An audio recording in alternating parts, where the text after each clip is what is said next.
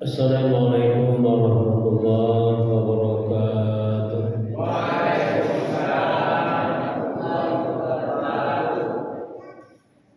Alhamdulillah, innal hamdalillah nahmaduhu wa nasta'inuhu wa nastaghfiruh wa nu'minu bihi wa natawakkalu alayhi wa na'udzu billahi min shururi anfusina wa min sayyiati a'malina.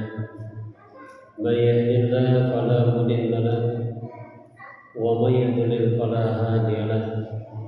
Asyhadu an la ilaha illallah wahdahu la syarika lahu wa nashhadu anna Muhammadan abduhu wa rasuluhu la nabiyya ba'dahu.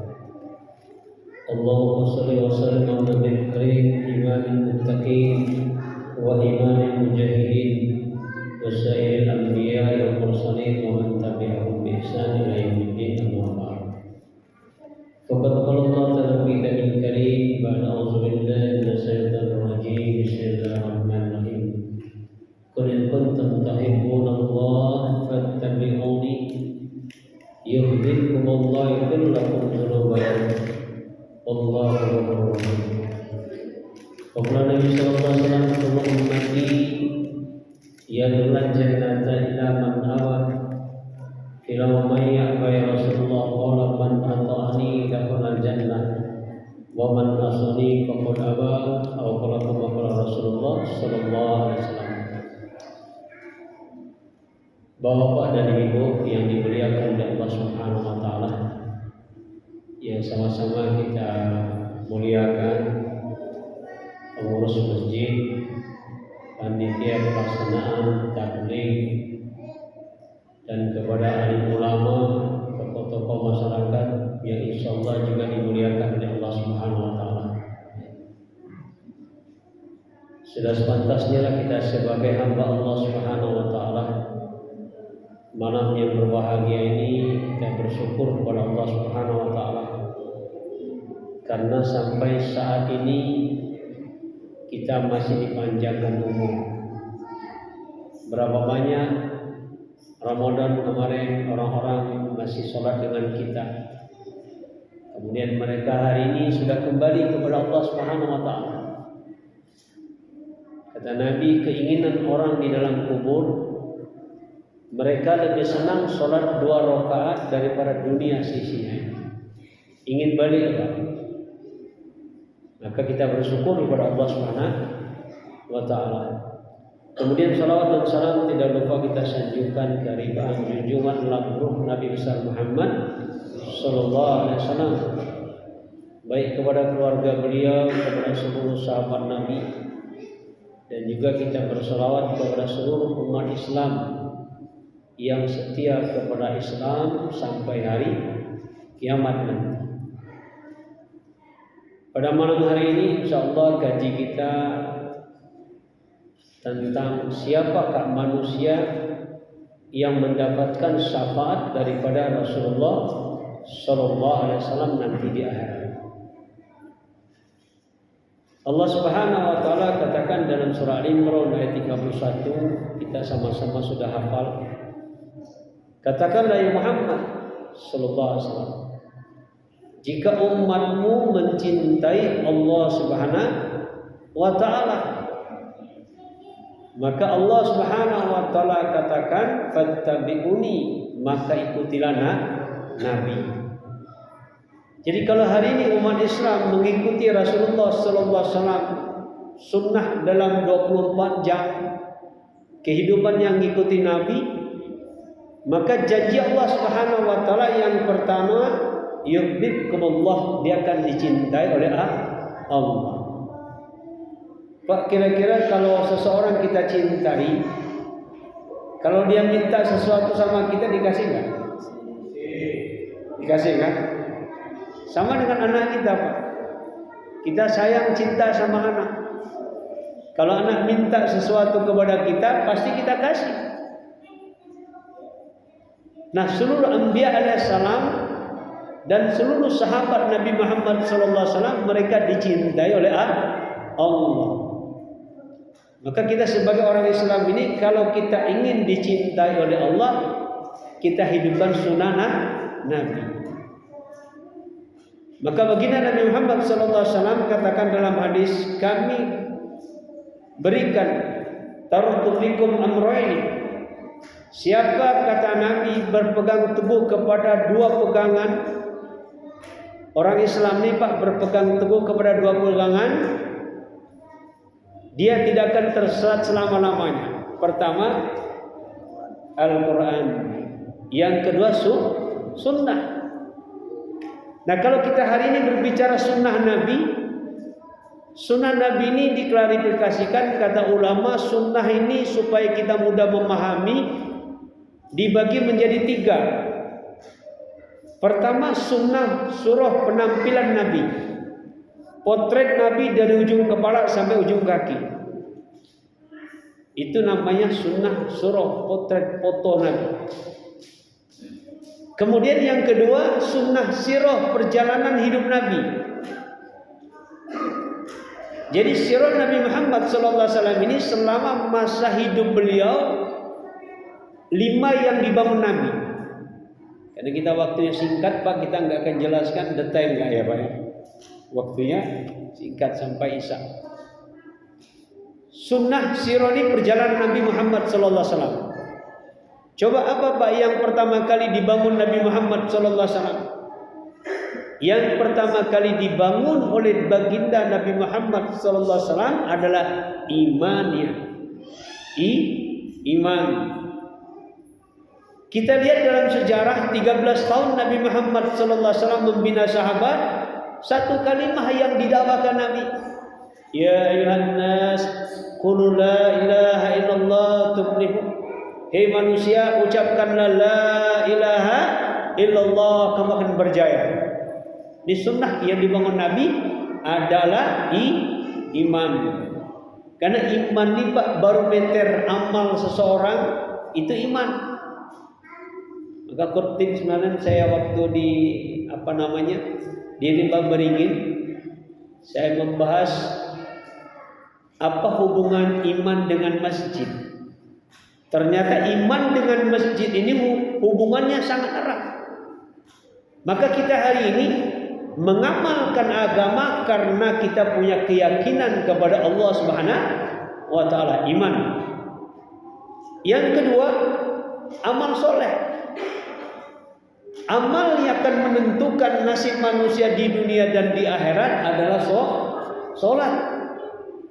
Zikir, baca Quran, haji, sedekah itu nilainya 0. Kalau solat kata Nabi angkanya 1. Bapak Ibu, kalau kita punya duit 100.000 yang merah, kemudian tidak ada angka satunya di depan, laku nggak kira-kira? Laku nggak? Nggak laku Pak. Kenapa? Karena kata Nabi, awal mula yang akan ditanya nanti di akhirat itu kata Nabi solat. Kalau solatnya baik, maka seluruh amal ibadah yang lain akan baik semua. Karena kata Nabi, solat angka 1. Miftahul jannah solat, pembuka pintu surga adalah solat. Jadi kalau kita hari ini ingin memperbaiki kehidupan kita dunia dan akhirat, maka kita perbaiki solat. Inilah baginda Nabi Muhammad SAW membina sahabat. Pertama imannya, ibadah, terutama ibadah solat. Yang ketiga adalah muamalah. Apa muamalah? Ini kalau kita dalam perusahaan, muamalah atasan dengan bawahan atau bos dengan pekerja. Nabi katakan, kalau orang kerja dengan diri kita, sebelum keringatnya kering itu digaji. Sebelum keringatnya kering digaji. Coba kita tengok ke belakang. Ada dulu dalam kitab diceritakan satu orang bekerja dengan majikannya ini, kemudian gaji terakhirnya nggak diambil. Kemudian dia pergi melanglang buana entah sekian tahun, dia balik lagi. Maka ketika dia balik, dia tanya sama majikannya, Mana gaji saya yang sekian tahun yang lalu? Majikannya mengajak orang ini diajak ke belakang, Pak. Ke belakang rumahnya itu ternyata di sana sudah dibuat di pagar. Di sana itu kambing ratusan banyak. Maka kata majikannya, itulah gajimu. Wah, jangan meledeklah katanya. Iya, karena gajimu terakhir itu saya belikan kambing laki-laki dan perempuan kecil. Kemudian setelah itu dia besar, beranak. Setelah beranak ya banyak, Pak. Sekian puluh tahun kan banyak. Maka itulah muamalat yang diajarkan Nabi kita Muhammad sallallahu alaihi wasallam. Ada tak kira-kira hari ini, Pak, di zaman sekarang orang kayak gitu? Ada nggak? Jarang. Nah, muamalat ini yang dibangun Nabi kita Muhammad sallallahu alaihi wasallam. Kalau kita jual beli, misalnya Bapak beli tanah sama saya jual, saya beli. Di zaman dahulu ada orang membeli tanah. Setelah membeli tanah, kemudian tanahnya dicangkul, digali, kemudian dapat emas. Kira-kira Pak, kalau kita hari ini membeli tanah dapat emas, kira-kira Ustaz Heri kita kasih tahu nggak sama yang punya? Ini Mas Nur? Enggak, Pak. Ya, Ustaz kalau beli tanah, kemudian tiba-tiba dapat galian emas, jujur, kasih tahu nggak sama yang punya? Diam aja, Pak. Hah? Tapi itu hadiah, Pak, sebenarnya. Tapi ini orang yang membeli tanah tadi, dia cari yang punya tanah. Bang, saya kan beli tanah, bukan beli emas. Kata yang menjual, hebat nih, Pak. Saya menjual tanah beserta isinya. Enggak. Yang beli tanah ngotot. Enggak, saya kan beli tanah, bukan beli emas. Akhirnya dua-duanya pergi ke hakim. Gimana sih? Kalau pergi ke hakim gimana? Pergi ke hakim, apa masalah kalian, kata Pak Hakim? Masalah kami ini, saya kan beli tanah. Di tanahnya ini ada emas. Saya tidak mau ini. Bagi saya ini tidak mau. Ini yang punya tanah, saya kasihkan emas, saya nggak mau. Kira-kira zaman sekarang ada nggak orang menolak seperti ini, Pak? Nggak ada yang nolak. Kalau bisa diam-diam. Ya, kata yang punya tanah dan yang membeli tanah, gini Pak Hakim, supaya aman kami ini nggak ribut, udahlah buat Pak Hakim saja. Buat Pak Hakim saja. Kalau zaman sekarang Pak Hakim dikasih emas kayak gitu, kira-kira diam-diam aja, Pak. Oh, ya kan Pak, ya senang kali. Hakim di zaman dahulu, oh jangan cari masalah dengan saya. Kalian ini datang membawa masalah, hakim pun nolak. Maka muamalat yang diajarkan Nabi sallallahu alaihi wasallam itu dipakai sama Pak Hakim. Karena gini aja lah, biar kalian enggak ribut. Kalian punya anak enggak? Punya. Kau punya anak enggak? Ada, laki-laki. Kau perempuan, dah nikahkan saja. Setelah dinikahkan, itu tanah tadi kita wariskan saja sama pengantin baru ini. Ini Pak yang dibangun Nabi kita Muhammad sallallahu alaihi wasallam muamalah. Kalau kita hari ini Pak, Masya Allah, keberkahan sudah dicabut, timbangan sudah dikurangi. Kadang-kadang sumpah dalam berdagang, sumpah Pak, saya belinya 100.000, padahal belinya berapa? 60.000. Saya cuma ngambil untung berapa? Cuma ngambil untung 10.000 aja Pak, supaya orang beli Pak. Kemudian yang keempat, yang dibangun Nabi kita Muhammad sallallahu alaihi wasallam adalah muasyarah. Nah, kalau muasyarah ini diterapkan dalam keadaan sekarang ini, aman Pak negara kita ini. Apa muasyarah? Muasyarah ini satu mata kita lihat kebaikan orang lain. Satu mata kita lihat kekurangan diri kita sendiri. Kalau hari ini Bang Andi, kalau kita punya dua mata hari ini gimana? Dua mata kita ini Pak, kita gunakan untuk melihat kekurangan orang. Semut di seberang lautan kelihatan, gajah di depan mata enggak kelihatan. Nah, muasyarah dalam Islam memandang kebaikan. Suami istri tidak akan berantem kalau masing-masing memandang kebaikan. Istri memandang kebaikan suaminya, berangkat pagi pulang sore. Kalau di sini enggaklah pedagang, tapi kalau di Jakarta ada angkatan 57. Angkatan 57 berangkat jam 5 pulang jam 7. Sekarang tambah macet lagi Pak. Istri memandang kebaikan suami. Dengan susah payah dia mencarikan nafkah untuk kami. Maka kalau istri memandang kebaikan suami, tentu dia akan melayani suaminya. Tahu dia jam pulang suaminya, maka dia berdandan di rumah. Di rumah udah mandi, udah pakai lipstik, udah pakai parfum, pakai baju yang bagus. Ketika suaminya pulang disambut dengan senyuman. Kira-kira kalau kita punya istri disambut dengan senyuman, diambil tas, dicium tangan. Ketika suaminya masuk duduk, Bang, mau teh manis atau kopi susu? Atau abang selesai mandi mau makan Indomie? Atau abang mau digorengkan nasi goreng? Kira-kira bapak-bapak kalau kita punya istri kayak gini Pak, pulang ke rumah, Pak Haji Nur Hadi, pulang ke rumah kalau punya istri kayak gini semangat nggak? Semangat nggak? Semangat Pak. Ini muasyarah nih. Kemudian suami memandang kebaikan istri. Apa kebaikan istri? Istri nggak kita gaji.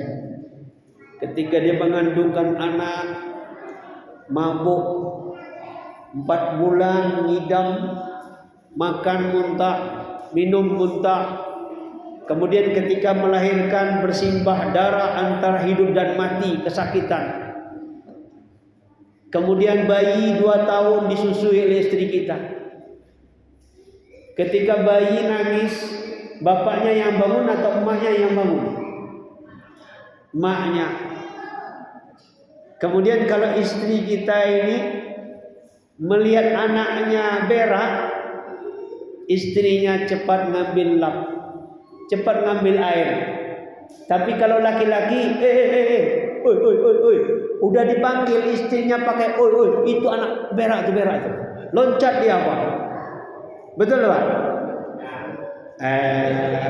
Enggak beda ya. Ini Pak, istri Pak, banyak nggak kebaikan istri? Banyak. Maka kita lihat bagaimana baginda Nabi Muhammad SAW. Ketika baginda Nabi Muhammad pulang dakwah jam 11 malam, udah malam. Ketuk pintu, assalamualaikum.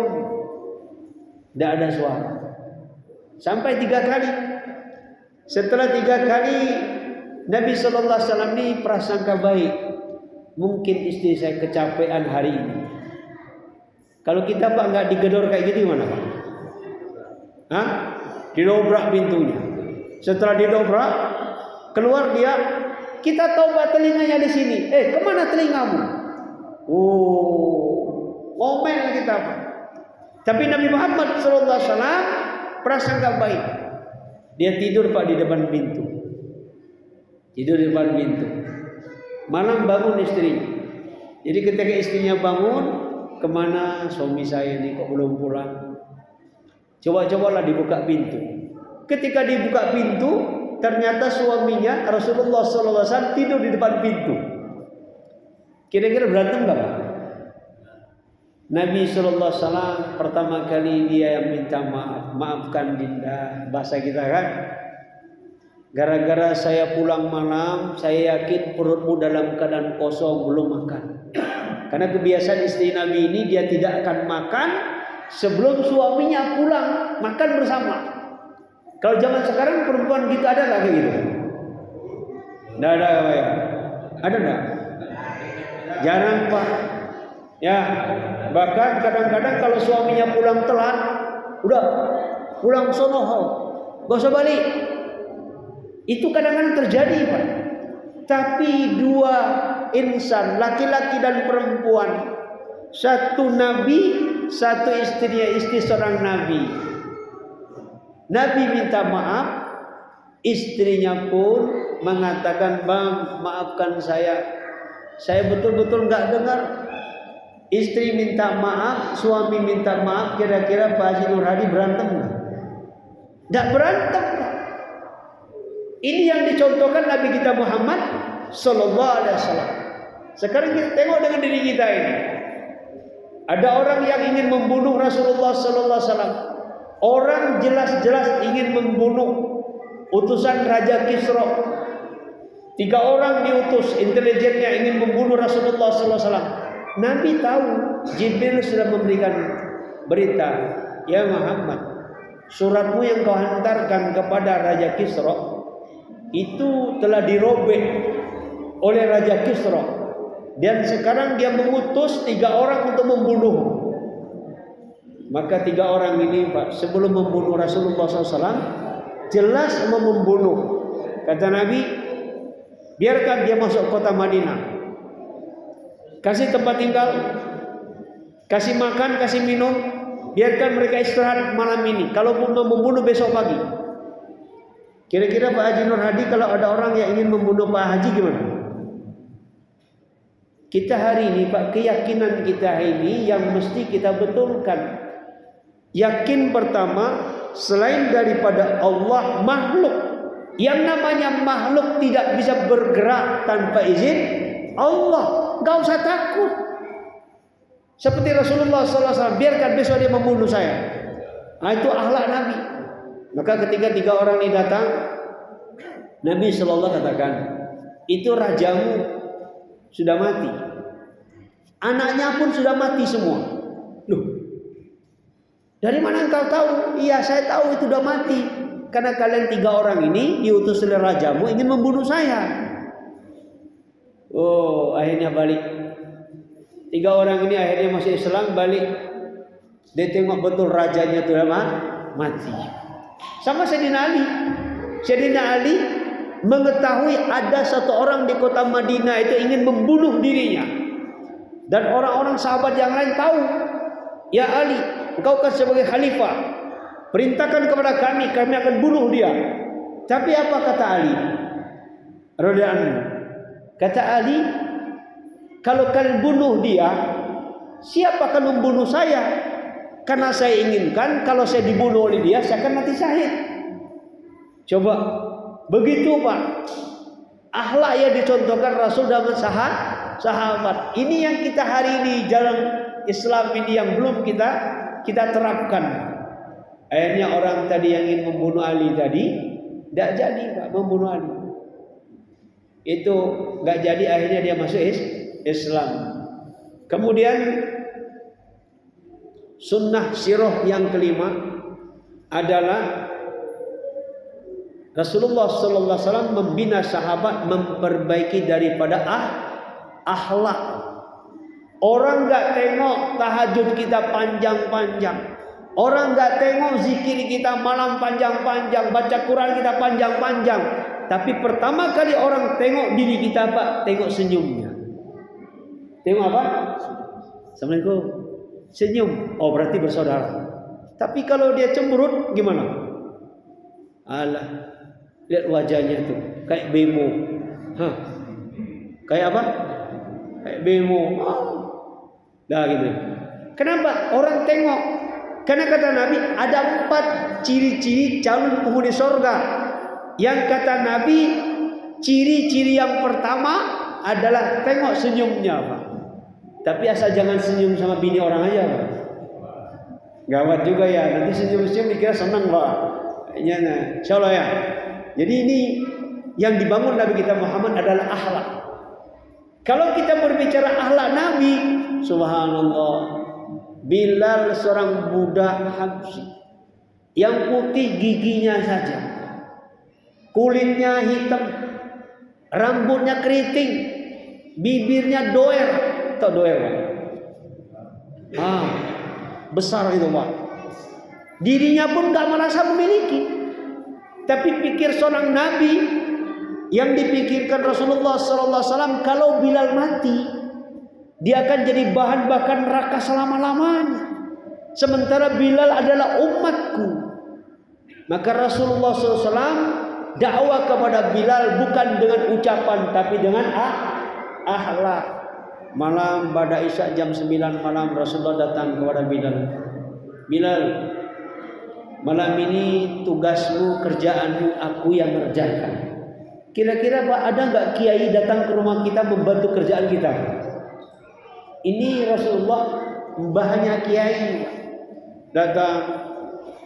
Satu malam Bilal bisa istirahat. Besok malam Rasulullah datang lagi. Kesekian malam Bilal ini penasaran. Ya Muhammad, waktu itu belum panggil Rasulullah. Ya Muhammad, sebenarnya apa yang kau inginkan kau datang ke sini?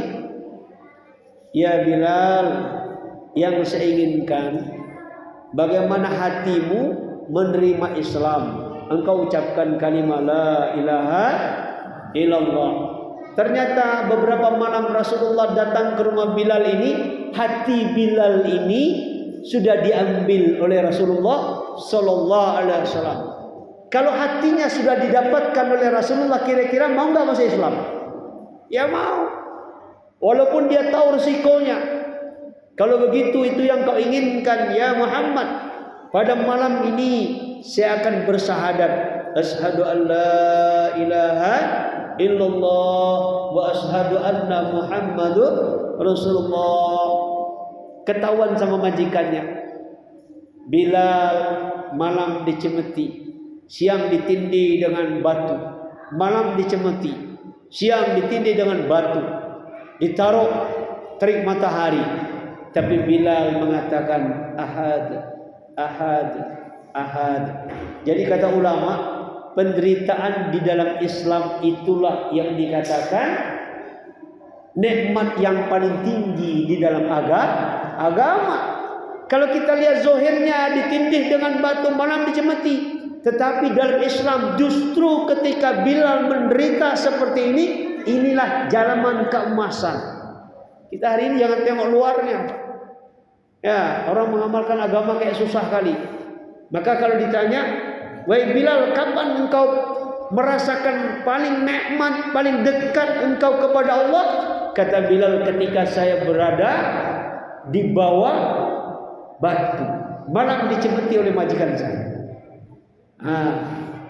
Ini Rasulullah mengislamkan Bilal dengan akhlak. Kita hari ini Pak, Masya Allah, kadang-kadang kita kenal sekian tahun dengan dirinya, malah dia tambah jauh dengan diri kita. Betul Pak? Tambah jauh dengan kita. Bagaimana akhlak Nabi Muhammad SAW kepada satu orang wanita yang di ujung daripada kota Madinah. Dia matanya buta. Nabi Muhammad SAW pikir beliau ini Pak, jauh pikirnya. Kalaulah seorang wanita tua, renta, udah tua lagi, buta lagi, di dunia udah sengsara lagi, kalau dia mati tanpa iman, dia akan dibakar di neraka selama-lamanya dan jadi bahan bakar neraka selama-lamanya. Nabi Muhammad berpikir bagaimana dia dapat hidayah. Maka Rasulullah SAW datang setiap pagi jam-jam 9. Rasul datang ke rumah orang nenek-nenek tua dalam keadaan kafir lagi. Nabi SAW membantu. Dibantulah nyapu rumah, mengambilkan air, kemudian dibantu dia mandi. Setelah dia bantu dia mandi, diambilkan sekarang handuknya, selesai mandi, Rasulullah SAW memberikan makanan. Itu makanan roti yang kasar.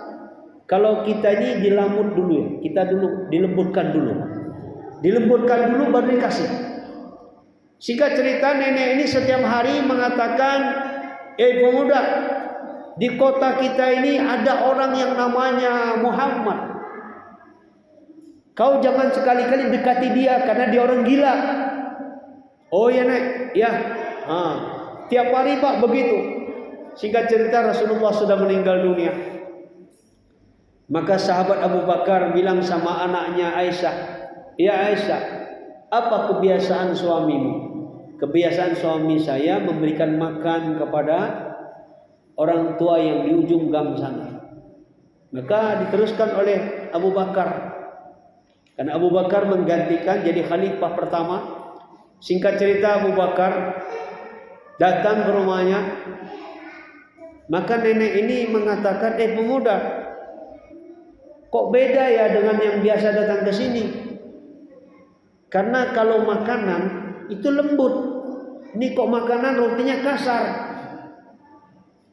"Iya, saya adalah temannya.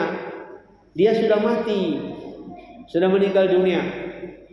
Begini saja pemuda, kata nenek ini kan memberikan nasihat, "Kau jangan sekali-kali dekati ada orang yang namanya Muhammad, itu orang gila." Sahabat Nabi Muhammad Abu Bakar yang cinta kepada Nabi sallallahu alaihi wasallam mendengar Nabi Muhammad dikatakan gila, nangis. Ketika sahabat Abu Bakar nangis, maka nenek ini tanya, "Kenapa engkau menangis?" Yang nenek bilang gila itu, yang saya tangisi itulah namanya Muhammad. Yang hari-hari memberikan makan, membantu nenek, menyapu rumah, memandikan. Itulah yang namanya Muhammad yang nenek bilang gila tadi.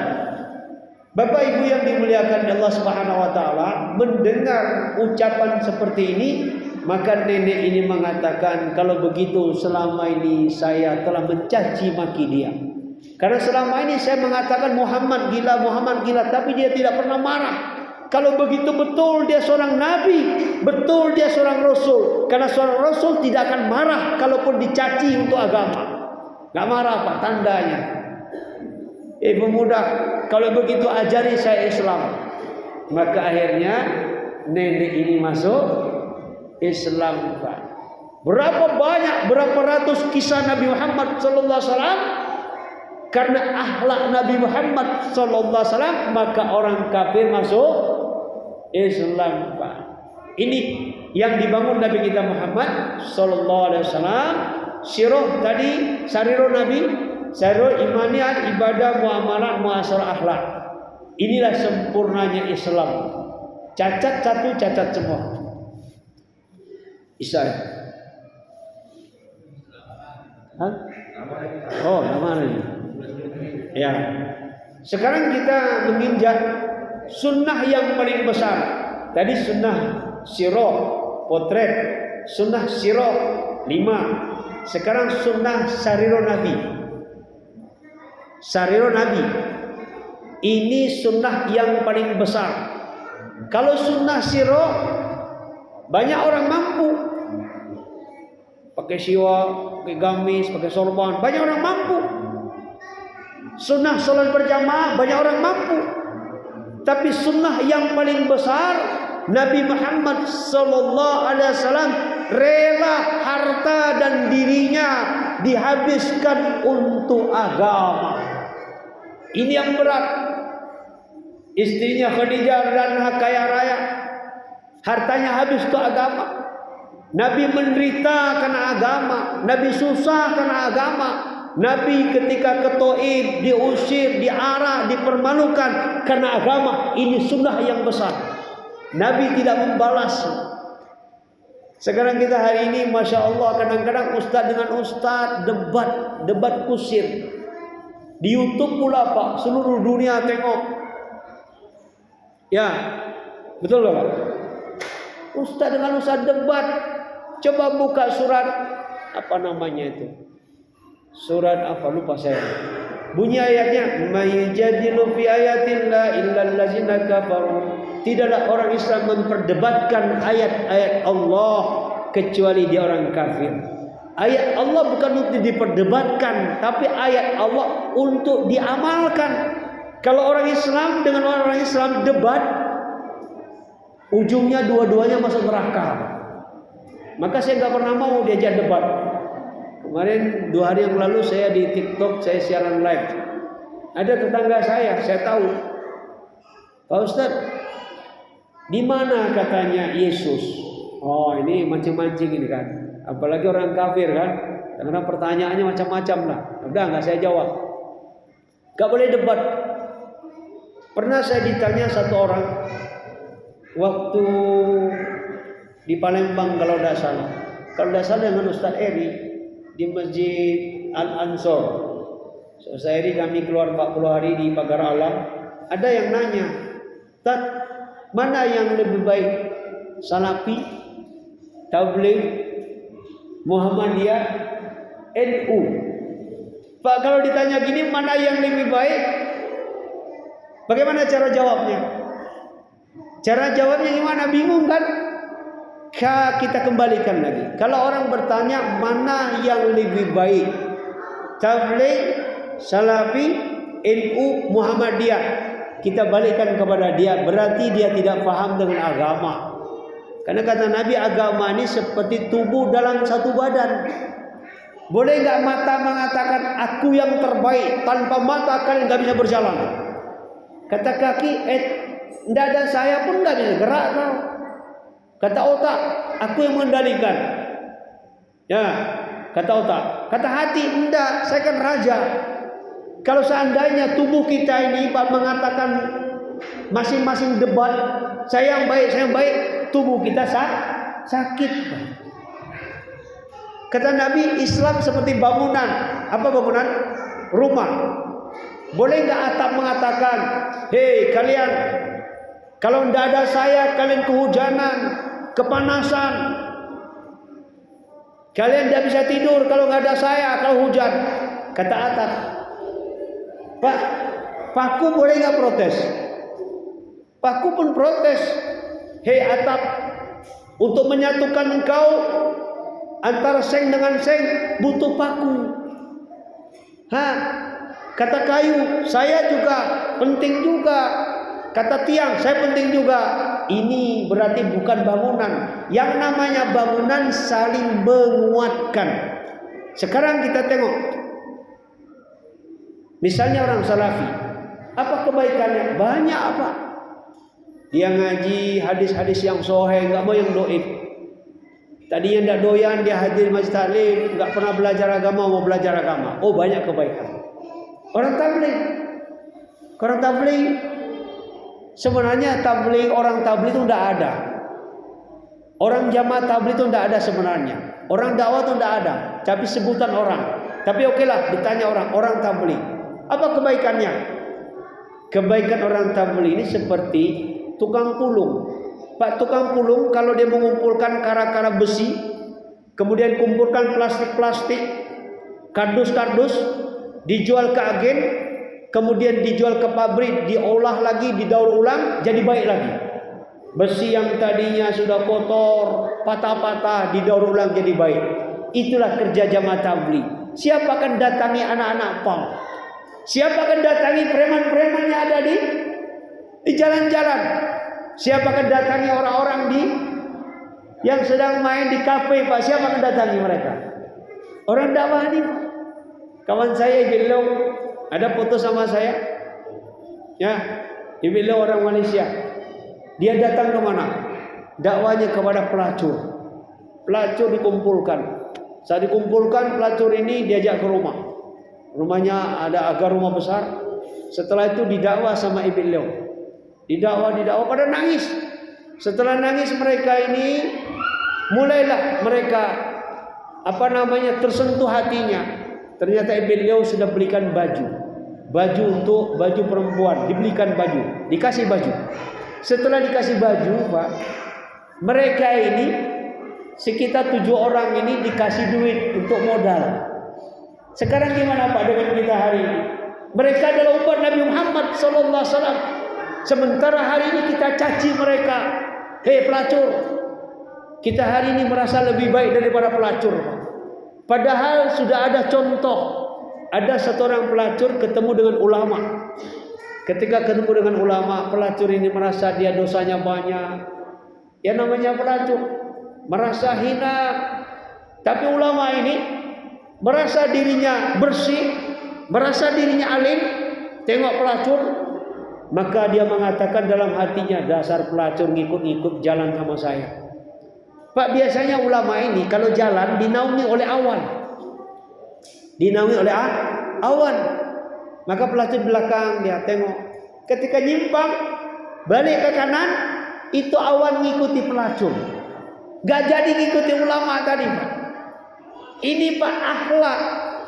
Kalau kita hari ini tengok orang sekali berpelacur, Pak, dia adalah umat Nabi Muhammad, dia pantas juga masuk surga. Nah, apa yang saya lakukan kepadanya? Saya mesti baik kepada dirinya. Inilah yang dibangun oleh Nabi kita Muhammad sallallahu alaihi wasallam, adalah mengorbankan perasaannya dengan akhlak yang tinggi, Pak. Allahu Akbar. Pikir Nabi dengan pikir kita berbeda, Pak. Terus terang aja, Pak, saya kalau jalan sekarang ini banyak nangis. Tak tahulah, cengeng saya. Kata orang memang tak lalat di mata, ini cengeng. Gimana nggak cengeng, Pak?